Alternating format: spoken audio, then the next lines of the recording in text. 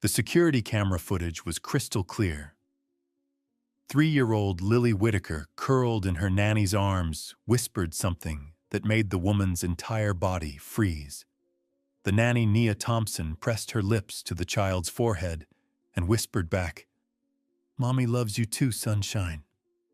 James Whitaker's coffee mug shattered against his office floor. For 6 weeks, he'd watched this woman transform his daughter from a frightened, anxious child into someone who laughed, someone who sang, someone who finally called his sterile San Francisco mansion home. But now, staring at his security monitors, James felt the ground shift beneath his feet.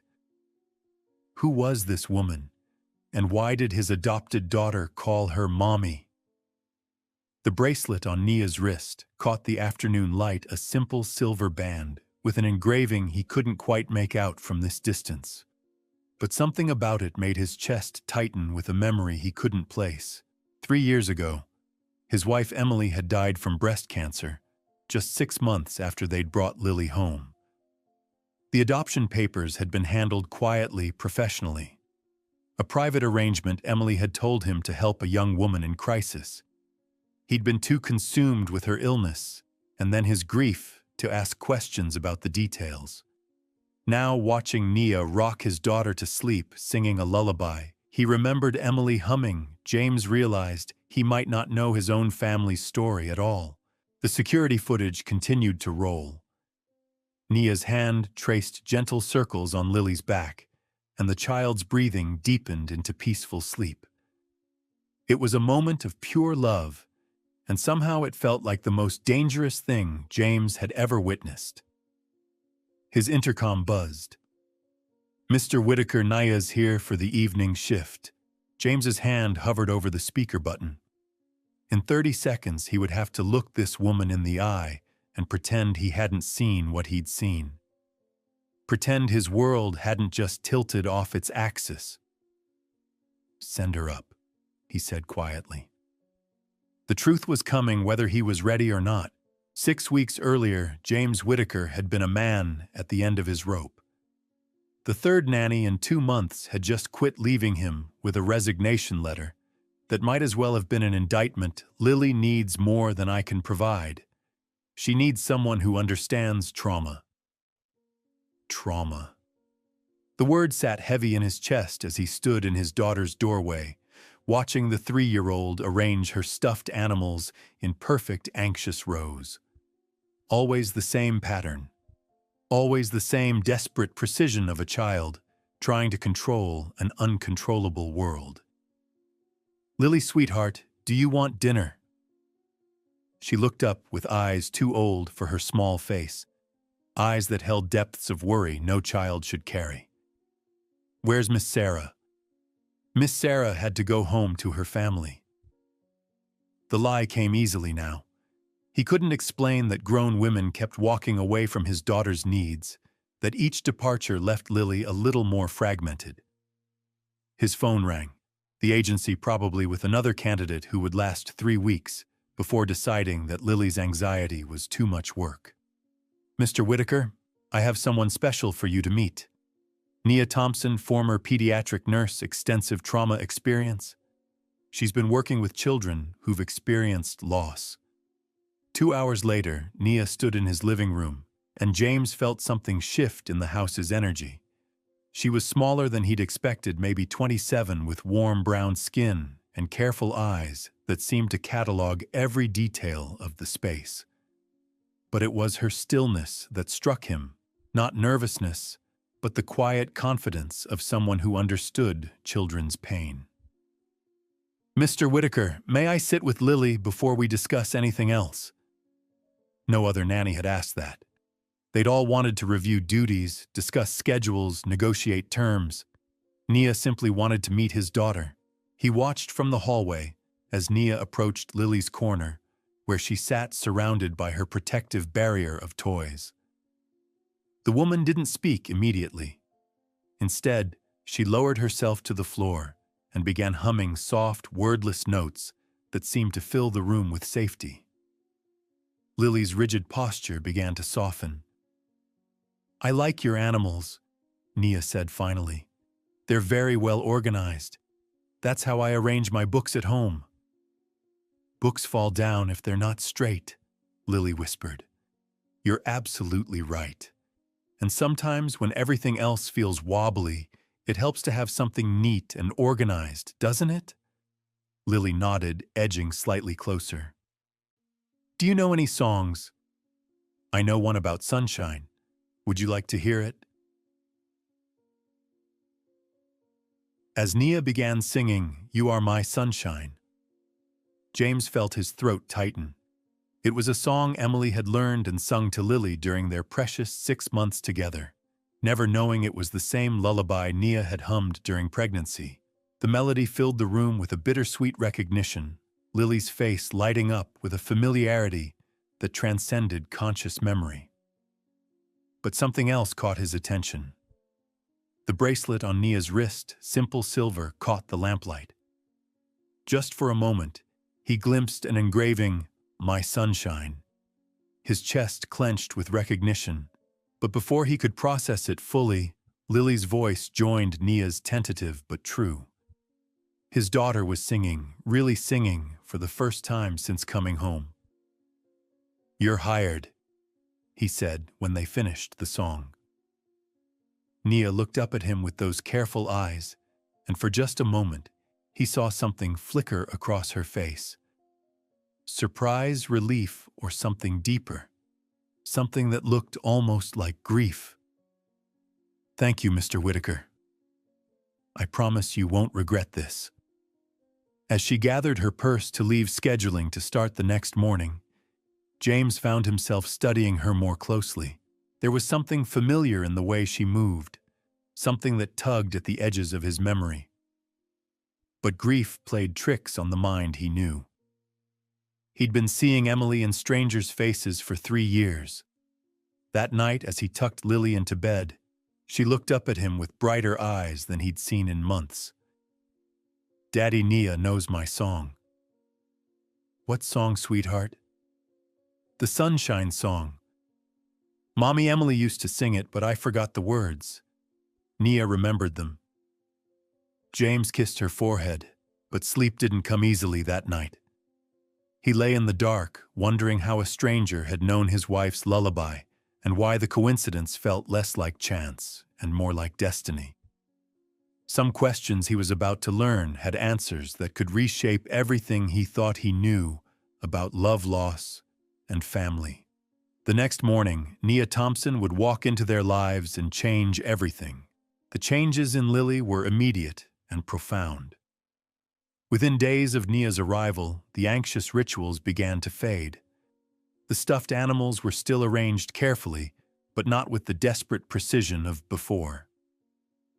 Lily's bedtime took 30 minutes instead of 2 hours. Most remarkably, she began to laugh real bubbling laughter that filled the house with life James had forgotten was possible. "She's a completely different child," Dr. Evelyn Brooks observed during Lily's routine checkup. The pediatrician's knowing eyes studied James as she made notes. "Children don't transform overnight unless something very specific has changed in their environment." "The new nanny is exceptional," James replied, watching Lily color peacefully in the corner of the examination room. "Nia seems to understand exactly what Lily needs." Dr. Brooks paused in her writing. "Nia Thompson. You know her." "I knew her professionally. She was one of the finest pediatric nurses I worked with before she left medicine." There was something unfinished in the doctor's tone. "She has a rare gift with traumatized children. Personal experience, I believe." James wanted to ask more, but Lily chose that moment to run over with her, drawing a bright yellow sun with a smiling face, surrounded by carefully drawn flowers. "It's for Nia," she announced proudly. "She teaches me about sunshine." That evening, James found himself observing Nia and Lily more closely. He worked from his home office most days, and their voices drifted through the house like music. But it was during dinner preparation that he noticed something that made him pause. Nia was teaching Lily to cut strawberries, guiding small hands with infinite patience. Just like this sunshine. See how we keep our fingers safe. Sunshine. The endearment should have been casual, but James heard something deeper in Nia's voice, a tenderness that seemed to come from someplace far more profound than professional care. "Nia," he said from the doorway, "could I speak with you for a moment?"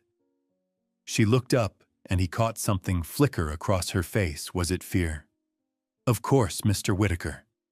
They stepped into the living room while Lily continued her careful strawberry cutting under the watchful eye of James's housekeeper. "Lily seems very attached to you already," he began carefully. "Children who've experienced early trauma often form intense attachments when they feel safe." Nia replied, her voice professionally neutral. "It's actually a positive sign of healing. And you're comfortable with that level of attachment." Something shifted in Nia's expression.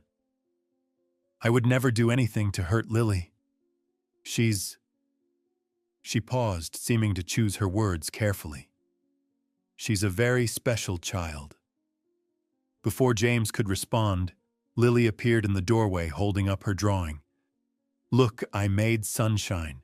Nia knelt to Lily's level, accepting the drawing with reverence. "It's beautiful sunshine. Should we put it on the refrigerator?" As they walked to the kitchen, James noticed Nia's hand briefly touch the bracelet at her wrist, the one that had caught his attention that first day. In the bright kitchen light, he could almost make out the engraving. Over the following weeks, James found himself becoming increasingly observant. He noticed that Nia never ate lunch, claiming she wasn't hungry, but would lovingly prepare elaborate snacks for Lily. He noticed that she arrived each morning with dark circles under her eyes, as if sleep was elusive. Most troubling, he noticed that sometimes when Lily called her name, Nia would turn with an expression of such profound longing that it took his breath away. The breakthrough or breakdown came on a rainy Thursday afternoon. James had left his office door slightly open while taking a conference call. Through the gap, he could see into the living room where Nia was helping Lily with a puzzle. The rain drummed against the windows, creating a cocoon of intimacy around the two figures on the carpet.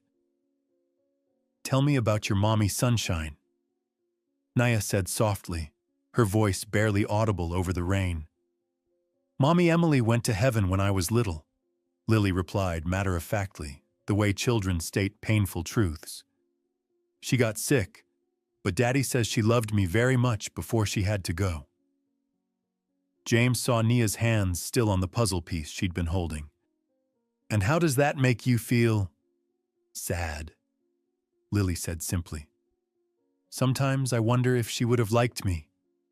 "Oh, sunshine," Nia whispered, and James heard something break in her voice. "She loved you more than all the stars in the sky." Sometimes mommies have to make very hard choices to keep their babies safe. "But you're here now," Lily said, abandoning the puzzle to climb into Nia's lap. "You make the sad feeling smaller." James watched transfixed as Nia wrapped her arms around his daughter. For a long moment they simply held each other, and he could see Nia's shoulders shaking with suppressed emotion. "I love you, sunshine," Nia whispered so quietly James almost missed it. "More than you could ever know." "I love you too, Nia. You feel like home." That evening, after Lily was asleep and Nia had gone to her small apartment across town, James stood in his daughter's room, trying to make sense of what he'd witnessed. On Lily's nightstand sat the drawing of the sun, but next to it was something new, a small photograph in a plastic frame. He picked it up, expecting to see the familiar image of Emily they kept in every room. Instead, he found himself staring at a picture he'd never seen before. Emily, visibly pregnant, sitting beside a young black woman in what appeared to be a hospital room. Both women were smiling, their hands clasped together in a gesture of deep friendship or understanding. The young woman in the photograph was unmistakably Nia.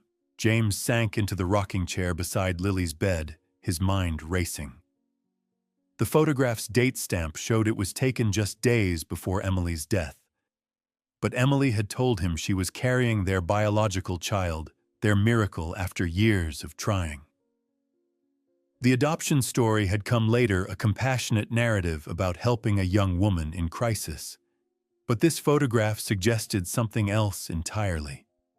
Something that made his chest tight with a possibility he wasn't ready to consider. The next morning, James called his lawyer. "Richard, I need you to pull the adoption files for Lily, everything. I need to understand exactly what happened 3 years ago." "James, is everything all right? You sound... Just pull the files, Richard, and I need them today." As he hung up, James heard Lily's delighted laughter from the kitchen. Through the doorway, he could see Nia teaching her to flip pancakes, both of them covered in flour and giggling like conspirators. For the first time since Emily's death, his house felt like a home.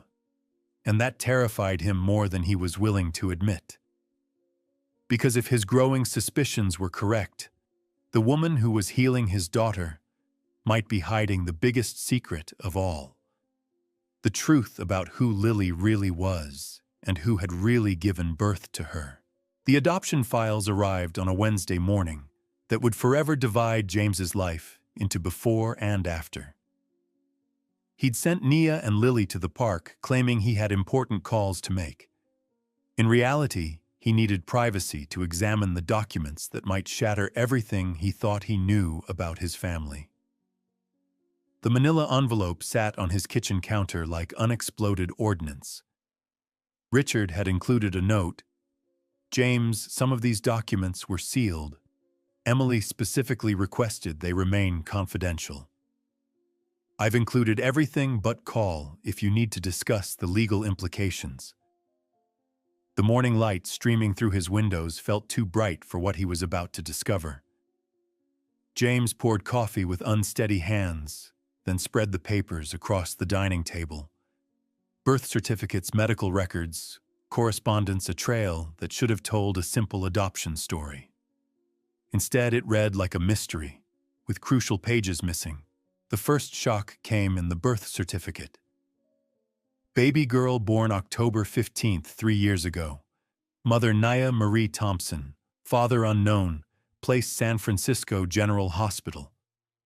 James stared until the words blurred. Nia Thompson. His Nia. His daughter's nanny was listed as her biological mother. The coffee mug slipped from his fingers, shattering against the hardwood. But that was impossible. He and Emily had gone through months of home studies, interviews, background checks. They'd been open about adopting, eager to provide a loving home. Emily had never pretended to be pregnant. They'd been transparent about infertility. Unless everything he remembered was a carefully constructed lie. He grabbed Emily's medical records, scanning for answers. What he found instead was correspondence between Emily and Dr. Evelyn Brooks, documenting not a pregnancy, but the adoption process and Emily's cancer treatment. The first letter dated 6 months before Lily's birth. "Dear Emily, I wanted to follow up on our conversation about Nia Thompson. She's in an impossible situation. Domestic violence has escalated and she's terrified her partner will harm the baby. She wants what's best, but also safety for the child. Your situation might be a perfect match." Letter after letter detailed the arrangement, Emily desperate for a child, and Nia desperate to protect hers from an abusive partner who'd already put her in the hospital twice. They'd met through a support group Dr. Brooks facilitated for women facing pregnancy loss and trauma. What began as adoption had become something deeper, a friendship, a sisterhood of women who understood each other's pain. There were photographs, Emily and Nia together. Emily's hand on Nia's belly, both smiling through tears. Hospital logs showing Emily during Nia's appointments. Shopping receipts for baby clothes bought together. A plan for the weeks before delivery, including Emily's presence during labor. But the most devastating was Emily's handwritten letter dated days before her death. Ink smudged, as if by tears. "My dearest James, if you're reading this, the cancer has taken me and Lily is in your care. You must know the truth. Lily's biological mother is Nanny Thompson, the bravest woman I've known. She fled from a man who threatened to kill her and the baby. She gave her child a safe life, even if it meant giving her up. When we brought Lily home, I already felt the first symptoms of my final battle. I didn't tell you because I wanted us to bond as a family first. Nia didn't abandon her daughter out of selfishness. She gave her up to save her. Even during my treatments, she sent letters asking how Lily was never requesting contact, only hoping she was thriving. Please don't let Lily grow up without knowing her mother. Love multiplies when shared. Our daughter will be lucky to have all of us, me watching from heaven, you as her father and Nia as the mother who chose life for her at great cost. All my love, Emily. P.S. In my jewelry box is a bracelet engraved, My Sunshine. Give it to Nia when the time is right." The letter slipped from James's fingers. He saw the security footage with new clarity, Nia holding Lily, singing her own lullaby, whispering, "Mommy loves you too, sunshine." She hadn't deceived him. She'd been loving her daughter, the one she gave up to save, entrusted to Emily, and watched from afar for 3 years. The front door opened. Lily's voice rang out, "Daddy, we saw ducks and Nia taught me to skip stones." Footsteps, one small, one careful. Nia appeared, Lily's hand in hers. Her eyes found the scattered documents, the broken mug, James's expression. Color drained from her face. "Mr. Whitaker," she began softly. "I can explain, can you?" His voice came out harsher than intended. "Can you explain why you've been caring for your own daughter while letting me believe otherwise? Why I've been living a lie for 3 years?" Lily looked between them, alarm growing. "Daddy, why are you angry? Did something break?" "Lily, sweetheart," Nia said, kneeling to her, level voice steady despite the tears. "Could you go play in your room? The grown-ups need to talk. But you promised to help me draw the ducks." "I will, sunshine, I promise. Just give us a little time, okay?" "Are you in trouble? Did Daddy get mad because I threw stones?" "No, sweetheart. No one's in trouble. Please, sunshine. I'll check on you soon."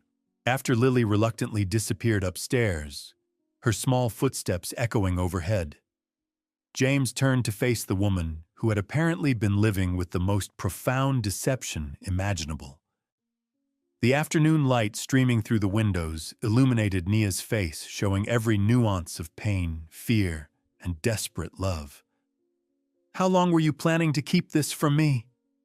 he demanded, his voice breaking with betrayal and confusion. "Were you ever going to tell me my daughter calls another woman mommy because you actually are her mother?" "I never meant for this to happen," Nia whispered, wrapping her arms around herself as if trying to hold her pieces together. "When I took this job, I thought I could just be near her, make sure she was safe and loved. I never expected her to respond to me the way she has. I never expected to feel so what? So much like her mother." James's laugh was bitter and broken. "She's bonding with her biological mother. Of course she's responding to you. She probably remembers your voice from the womb." The truth of his words hit them both like a blow. Lily's comfort with Nia, her trust, her knowledge of lullabies and gestures, it hadn't been coincidence or exceptional childcare. It had been cellular recognition, the deepest kind of memory. "Do you have any idea what you've done to me, to my family?" James continued, pacing like a caged animal. "I've been grieving a woman who died giving birth to a child that wasn't even hers. I've been raising a daughter whose real mother was alive and suffering her own grief just miles away. Your family. Something fierce flickered in Nia's eyes, a flash of protective anger. James, she is my family. I carried her for 9 months. I felt her first kick. I sang to her every night. I gave birth after 18 hours of labor, held her 4 minutes before I signed papers giving her to Emily because I thought that was the only way to keep her safe from her father. Trutin, then why didn't you tell me when Emily died? Why not claim her? Because I had nothing to offer. Nia's composure cracked, 3 years of grief and guilt pouring out. I was working 3 jobs, living in a studio with mold neighbors who called police every weekend. I was 24, broken, terrified. What could I give her that you couldn't give better? The raw honesty in her voice stopped James. For the first time, he saw past his own pain to hers, the sacrifice she'd made, the loss she'd endured, the love that had driven every decision. The truth, he said quietly, sinking into a chair. You could have given us the truth. And then what? Nia's tears fell freely onto the papers that had destroyed their reality. You'd give me supervised visitation twice a month. Let a judge decide if the woman who gave birth to her was worthy. You think the system protects women like me. James, poor women, black women, women with histories of domestic violence. The privilege in his assumption hit him like cold water. He'd assumed the truth would be simple fare. But Nia was right. The system rarely favored birth mothers without resources. I became a nanny to work with children who needed healing.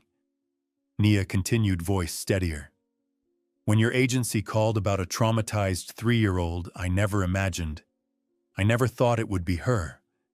But when I walked in and saw her, you knew immediately. I knew the moment I heard her voice. Nia's smile was watery, heartbroken, radiant. She has my laugh, James. And when she sang, "You Are My Sunshine," that was the lullaby I hummed to her in my womb. Every night for 9 months. The weight of revelation settled over James. For 3 years, he'd been grieving Emily while raising a child whose mother was alive and grieving nearby. For 6 weeks, he'd watched that mother pour love into their daughter while believing herself only a caregiver. The bracelet, he said suddenly.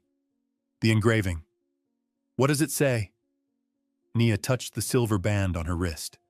The metal caught the light, and James saw the script. My sunshine. Emily gave it to me the day Lily was born. She said, Nia's voice broke. She said even though I was giving her my sunshine, a part of that light would always belong to me. She promised that if anything happened to her, she'd make sure you knew the truth. Emily's generosity, even in her final moments, hit James like a blow.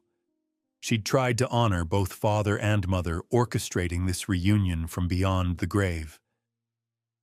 I need you to leave, he said quietly. James, please. I need you to leave now. I need to think. I can't look at you and not see 3 years of lies, and they weren't lies, Nia whispered fiercely. They were sacrifices. Everything I did was to protect her. Even taking a job I knew would break my heart daily. Get out. The words came out flat and final. As Nia gathered her purse, Lily's voice drifted down. Nia, are you leaving? You said you'd check on me. We promised we'd draw the ducks. I'll be back soon, sunshine. Nia called, her voice breaking. Be good for Daddy. I love you.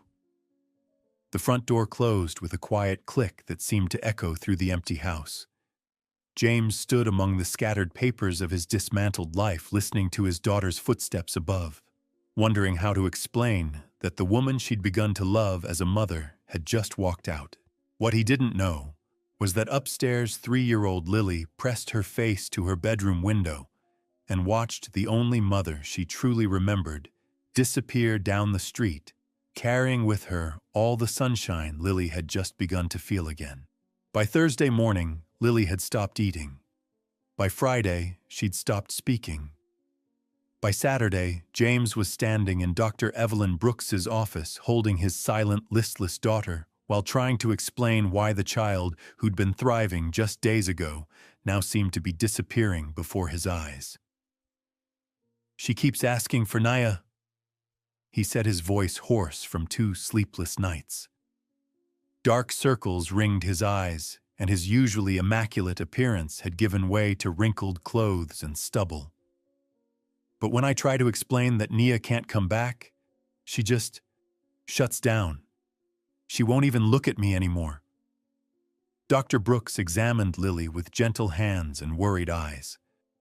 The child submitted to the checkup with vacant compliance, a stark contrast to the bright, engaged little girl who'd been in this same office just weeks before.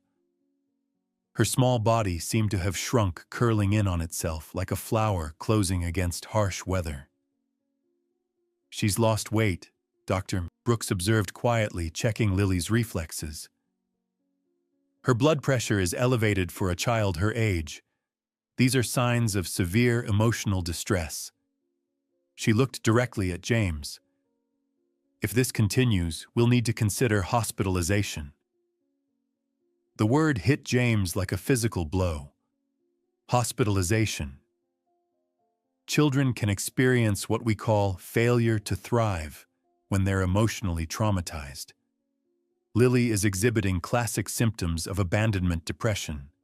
Her body is literally shutting down in response to losing someone she trusted completely.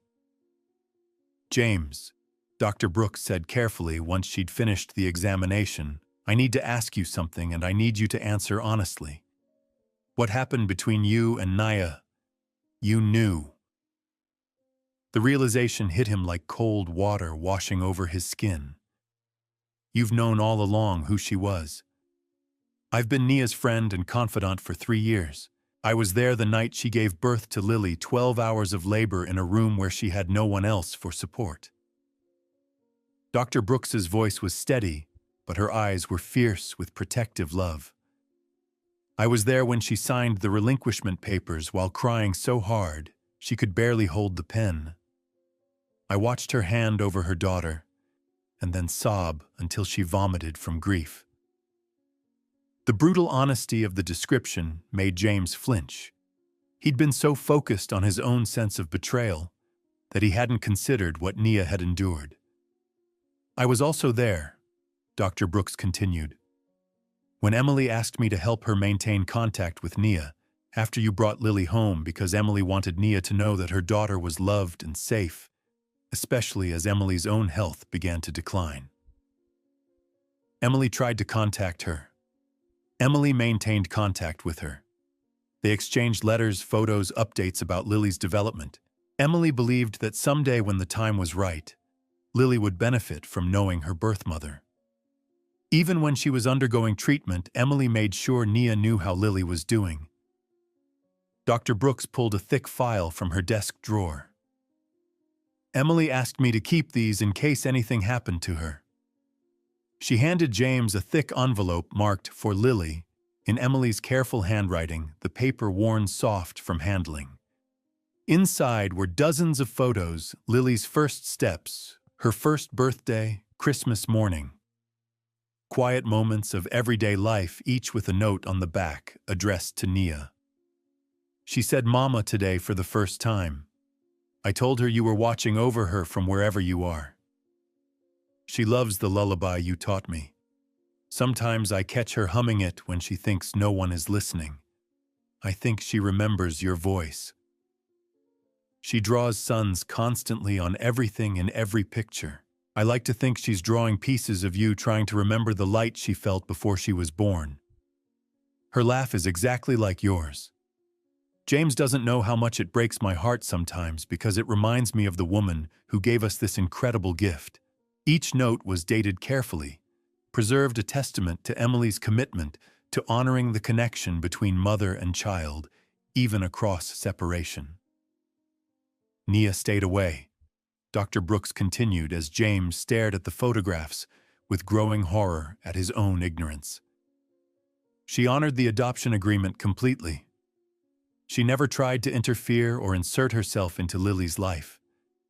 But she's been loving that child from a distance for 3 years, and Emily knew it. Emily wanted to make sure that love was documented, preserved, available for the day when Lily might want to know about it. Then why didn't Emily tell me? Because she was protecting all of you. She knew you needed time to bond with Lily as her father, without feeling threatened by another parent's presence. She knew Nia needed time to heal from her trauma and build a stable life. And she knew that someday when everyone was ready, the truth would find its way to the surface. Dr. Brooks leaned back in her chair. Emily was playing a very long game, James.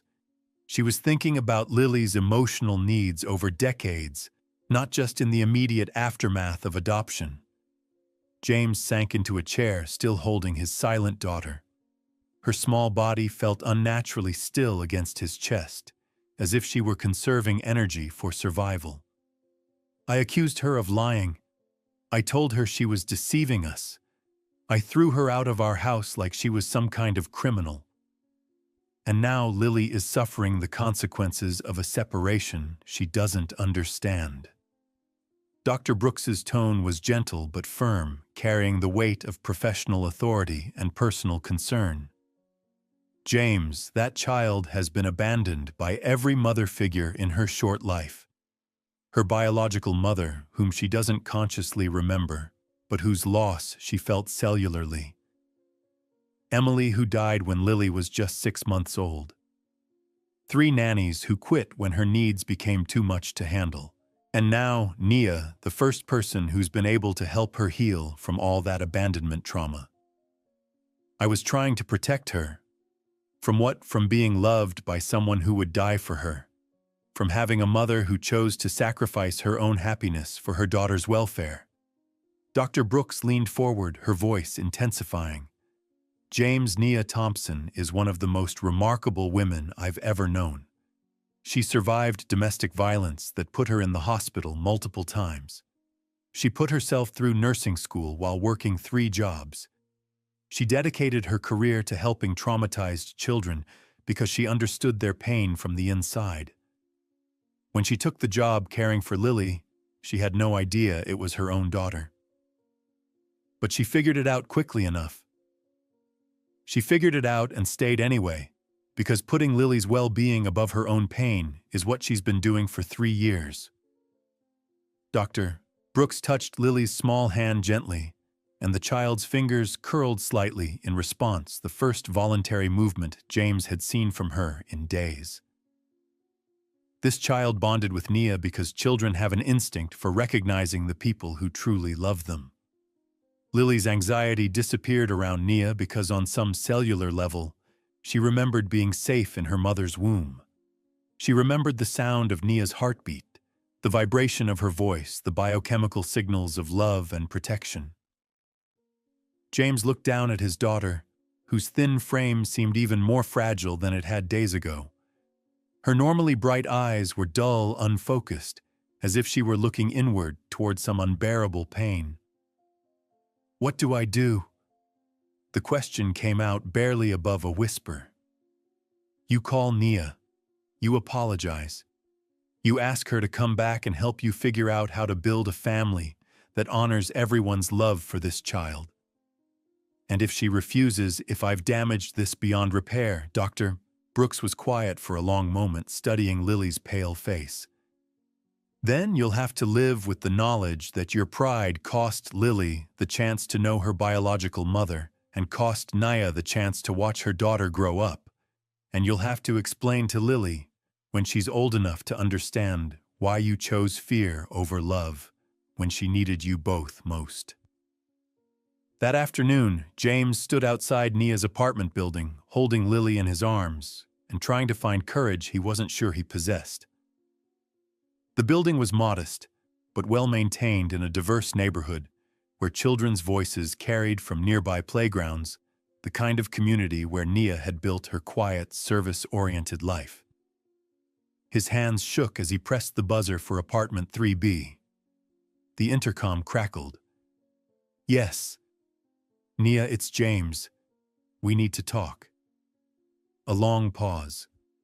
Then the door buzzed open. The woman who answered his knock looked like a shadow of the Nia he knew.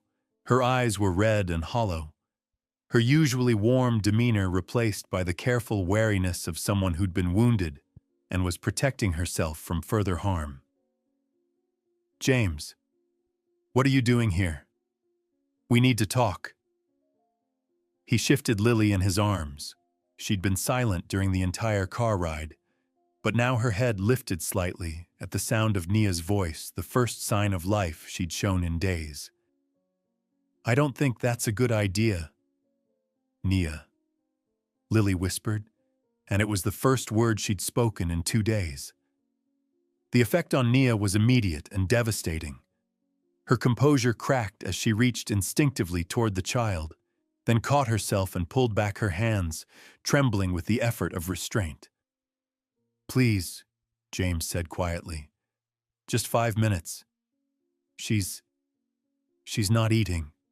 She's not speaking. Dr. Brooks says if this continues, they'll have to hospitalize her." Nia's face went white. "Oh, God. Oh, sunshine, no." The endearment slipped out before she could stop it, and Lily's head turned toward her voice like a flower following sunlight. "Please," James repeated. "I know I have no right to ask, but she needs you. And I think I need to understand what I destroyed." Nia's apartment was small, but filled with light and warmth. What stopped James cold were the photographs covering every surface, pictures of Lily at various ages, obviously taken from a distance with a telephoto lens. Lily at the park, Lily at the zoo, Lily playing in their front yard, Lily walking into preschool holding James's hand. 3 years' worth of stolen moments between a mother and the daughter she'd given up but never stopped watching over. "You've been watching her," he said, his voice filled with wonder rather than accusation. "Not stalking," Nia said quickly, misreading his tone. "Just making sure she was safe, happy. I never approached her, never interfered with your family. I just needed to know she was okay, that she was thriving, that my choice to give her up had been the right one." Lily had gone to a bookshelf in the corner where children's books sat next to what appeared to be photo albums. She pulled one down with the familiar determination of a child who recognized something that belonged to her, opening it to reveal page after page of pictures and mementos carefully preserved. "Look, Daddy," she said softly, showing him a page. "It's me." The album was a careful record of Lily's life from birth to present day. Every milestone, every holiday, every tiny moment had been documented and treasured by the woman who'd given her up. Hospital bracelets, locks of hair, the first drawings Lily had made in preschool. Somehow Nia had collected the artifacts of a childhood she wasn't allowed to witness directly. "Nia," James began, but she cut him off. "I know what you're going to say, that this is inappropriate, that I should have moved on, that loving her from a distance isn't healthy." Tears streamed down her face, 3 years of suppressed grief finally finding release. "But I couldn't stop being her mother just because I signed papers saying I wasn't. I couldn't stop loving her just because someone else was raising her. Every night for 3 years I've gone to sleep wondering if she was okay, if she felt loved, if she ever sensed that somewhere in the world someone was thinking about her every moment of every day." "That's not what I was going to say." James sat down heavily on her couch, still holding Lily, who was now completely absorbed in the photo album. "I was going to say I'm sorry. I was going to say that I understand now why Emily wanted you in Lily's life. And I was going to ask if you could forgive me for being a coward." Nia stared at him, hope and disbelief warring in her expression. "What? I was terrified, he admitted. So for 3 years, I've been terrified that I wasn't enough for her, that I couldn't give her what she needed. When I found out about you, my first thought wasn't that she might benefit from knowing her birth mother. My first thought was that you might be better at this than I am. James, you are better at this than I am. You understood her anxiety in ways I couldn't. You helped her heal from trauma I didn't even recognize. You made her feel safe in a way that I, despite all my love and all my resources, couldn't manage. He looked down at Lily, who had found a page of drawings, suns and rainbows, and stick figures labeled Mommy Nia in a child's careful printing. She's been drawing pictures of you. For 3 years, she's been drawing pictures of a mother she didn't remember, but somehow knew was real. She draws suns because I used to call her my sunshine, Nia whispered. Even before she was born, when she would kick, and I'd put my hand on my belly and tell her she was the brightest light in my world. The bracelet Emily gave you. She wanted you to remember that connection. Emily saved my life, Nia said quietly. When I met her, I was convinced I was worthless. A woman who couldn't even protect her own child from violence. But Emily saw something in me that I couldn't see in myself. She made me promise that I'd build a life worthy of the daughter I was giving her. And did you? I tried. I went back to school, became a pediatric nurse, dedicated my life to helping children who'd been hurt the way I was hurt. But every day I wondered if she was okay, if she was happy, if she ever thought about me. She thinks about you constantly. She's been waiting for you her whole life. Lily looked up from the photo album, her small face more animated than it had been in days. Nia, are these pictures of me as a baby? Yes, sunshine. You were the most beautiful baby in the whole world. Will you show me more? Will you tell me about when I was little? Nia looked to James, her eyes asking permission for something she'd dreamed of for 3 years. Show her everything, James said. It's time she knew her whole story. The integration of truth into their lives didn't happen overnight, but it began with small, careful steps toward healing that felt like learning to breathe again after holding your breath for years. The first step was honesty. That evening, as they sat together in Nia's living room, surrounded by 3 years' worth of love documented in photographs, James and Nia told Lily the story of her birth and adoption in language a 3-year-old could understand. So, Nia is my first mommy? Lily asked, processing the information with the remarkable adaptability of childhood, her small fingers tracing the pictures in the album. Nia is your birth mommy, James corrected gently, his voice still rough with emotion from the day's revelations. She carried you in her tummy and brought you into the world. Emily was your angel mommy who took care of you when Nia couldn't. And I'm your daddy who loves you no matter what. And now Nia can be my mommy again. The simplicity of the question hung in the air between two adults who'd made the situation infinitely more complicated than it needed to be. If that's what everyone wants, Nia said carefully, her voice still shaky from crying, and if we can figure out how to make it work. I want it, Lily said, with the decisive certainty that only children possess. I want all my family together. What followed were weeks of careful negotiation, not just legal arrangements, but emotional ones that required more delicacy than any business deal James had ever navigated. Family therapy sessions with Dr. Brooks, where Lily played with toys while the adults worked through 3 years of suppressed grief, guilt, and fear. Conversations about custody and visitation that gradually evolved into discussions about co-parenting and shared responsibility. The legal challenges came swift and unexpected, crashing into their fragile new beginning like a wrecking ball through glass. Someone they later discovered It was Edward Carson, a tabloid journalist, with a history of exploiting family tragedies for clicks, had gotten wind of the unusual family situation and published a sensationalized article titled, "Nanny Scam Did Birth Mother Infiltrate Wealthy Family?"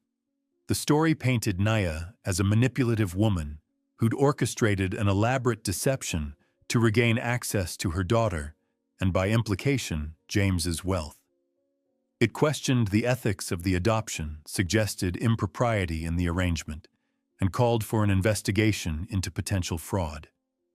The comments section filled with vitriolic judgments about welfare queens and gold diggers, revealing the ugly underbelly of how society viewed women like Naya. Within days, Child Protective Services was at James's door, armed with clipboards and skepticism.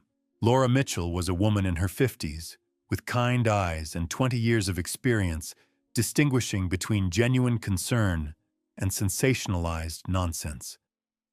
But protocol was protocol, and allegations had been made that required investigation, regardless of their source or motivation. "Mr. Whitaker, I need to understand the timeline here," she said, sitting in James's living room while Lily played quietly with blocks, her small ears undoubtedly absorbing every word despite their careful tones. "When did you discover that Ms. Thompson was Lily's biological mother?" "2 weeks ago," James replied honestly, his hands folded carefully in his lap to stop them from shaking. "I had no idea when I hired her. She had no idea when she took the job that Lily was her biological daughter. And yet she figured it out quickly. She recognized her voice. Apparently Lily has the same laugh she had as a baby." James watched his daughter stack blocks with intense concentration, her movements more fluid and purposeful than they'd been since Naya's return.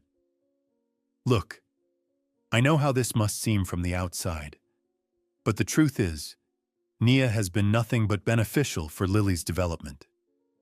She's helped heal trauma that I didn't even know how to address." Laura made careful notes, then asked to speak with Naya separately. The conversation lasted an hour, during which Naya provided documentation of her education, employment history, financial records, and medical reports from the domestic violence situation that had led to her decision to place Lily for adoption. Each document painted a picture of a woman who'd overcome impossible circumstances through determination and sacrifice. "Ms. Thompson helped me understand your motivation in taking this job," Laura said, her pen poised over a legal pad. "If you truly didn't know Lily was your biological daughter, what drew you to this specific position? And why didn't the agency's background screening catch the connection?" "I specialize in working with children who've experienced early trauma," Nia replied, her voice steady despite the stakes of the conversation. "The agency knew I had nursing experience and that I'd worked with difficult cases. As for the background check, I'd legally changed my name after the domestic violence situation, from Naya Marie Johnson to Naya Thompson, taking my grandmother's maiden name for safety. The adoption records had my birth name. The agency had no reason to connect them, especially since the adoption was sealed and occurred in a different county.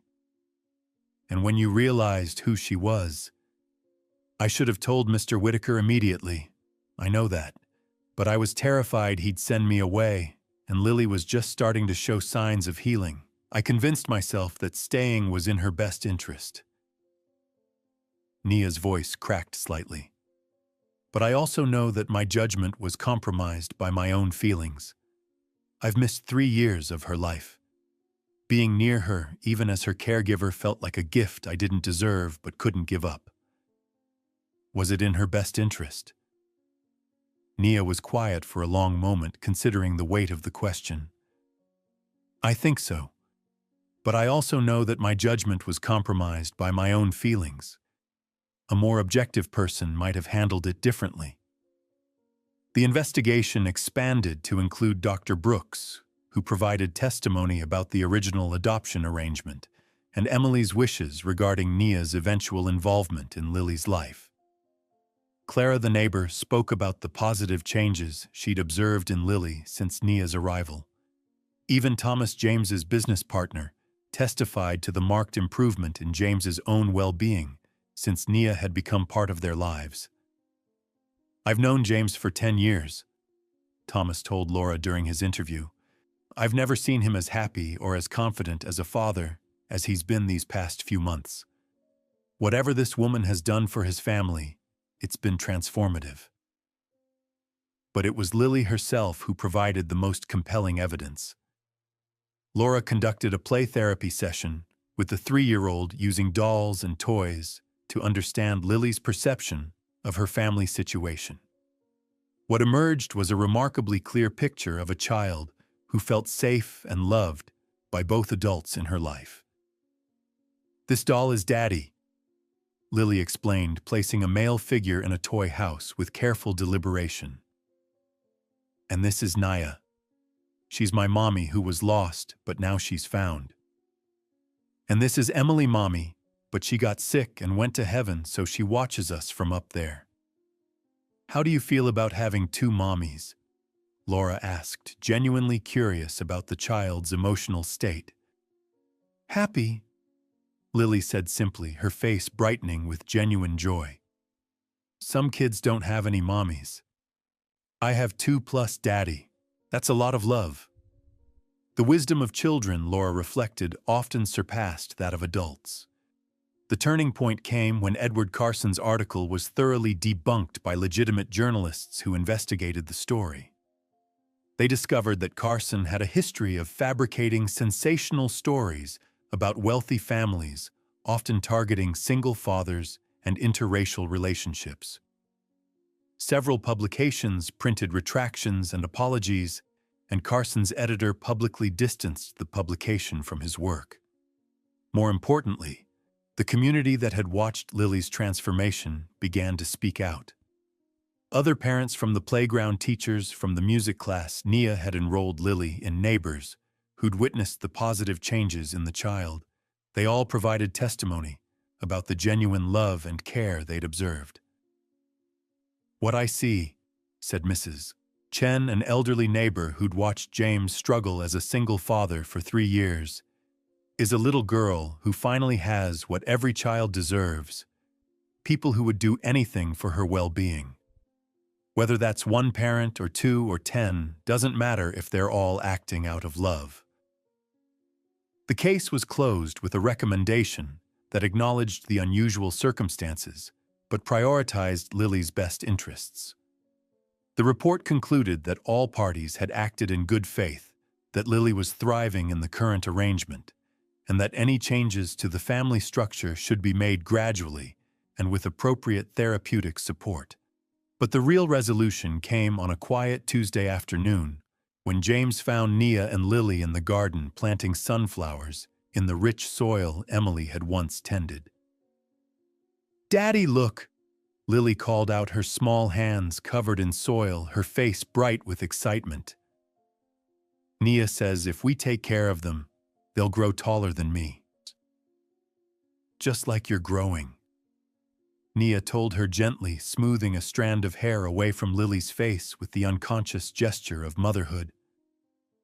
"A little bit every day with sunshine and love and good care." James watched them work together, this woman and child who shared DNA and mannerisms and an inexplicable understanding of each other's needs. For 3 years, he'd been trying to be enough for Lily. Now he realized that being enough didn't mean being everything. It meant being willing to let love expand to include everyone who could help a child flourish. "Nia," he said quietly, approaching the garden bed where they knelt together, "I've been thinking about what comes next, for all of us." She looked up, soil-stained and beautiful, in the afternoon light, hope and caution warring in her expression. "What do you mean?" "I mean that Lily needs both of us. I mean that this house is big enough for a family of 3. I mean that maybe we should stop thinking about custody arrangements and start thinking about building something new together." He paused, gathering courage. I mean that I'd like you to move in with us, permanently, as Lily's mother and as family." The hope that flickered in Nia's eyes was matched by Lily's delighted squeal. "Does that mean Nia can live here like a real family?" "Like a real family," James confirmed, and for the first time in 3 years he felt like he was finally coming home to a life that was complete, rather than just functional. "Yes," Nia whispered, tears mixing with the soil on her cheeks. "Yes, we can be a real family." As they embraced there in the garden surrounded by the promise of flowers that would grow tall and strong with proper care, James understood that some families were born and others were built, but the best ones were both created by love and sustained by choice. 6 months later, the house that had once echoed with emptiness now rang with laughter music and the comfortable chaos of an unconventional family finding its rhythm. Lily's transformation was miraculous. The anxious, withdrawn child who had once arranged her toys in desperate patterns of control now created joyful havoc throughout the house. Her drawings covered the refrigerator, no longer just solitary suns, but families of stick figures holding hands under rainbow skies. "Look what I made" became her constant refrain, whether showing a mud pie, a block tower, or a preschool song. Each accomplishment was met with celebration from both her parents, a word they'd grown comfortable using. Sleeping arrangements were worked out with practicality. Nia had her own bedroom. Lily's room remained between hers and James's. Most mornings, though, all three ended up in the same bed, with Lily sprawled across both adults. "She's a little heat-seeking missile," James observed one Saturday. "It's a toddler superpower," Nia replied, slipping away without waking her. Along with knowing exactly when to interrupt an adult conversation. They developed their own language of co-parenting. James brought structure and security, Nia emotional intelligence and healing. Together they created something neither could achieve alone. The legal steps were straightforward once intentions were clear. Nia's parental rights were restored.